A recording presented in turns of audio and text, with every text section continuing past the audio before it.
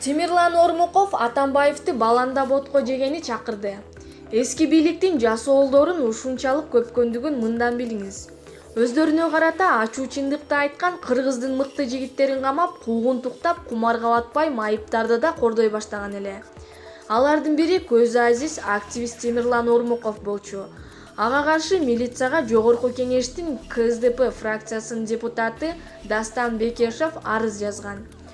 Бөлүк ал десе баш алган Бишкектин Октябрь райондук соту Ормуковду соттук отурумдарга келбей жатат деген жүйөө менен мындан бир ай мурда алгач темир жол бекетинин ооруканасына жаткырылып, кийин бир айга номер 1 тергөө абагына камоо тууралуу чечим чыгарылган.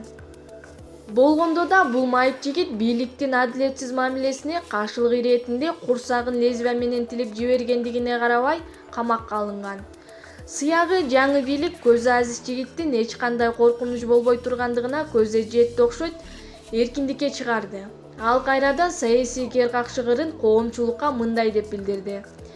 Камактан урматтуу Алмазбек Атамбаев, Сапар Исаков, Улан Исраилов, Абдил Сегизбаев, Индира Жолдубаева сиздерди 3 маал бекер тамак менен жакшы охранасы бар мекемеде чыдамсыздык менен күтөбүз.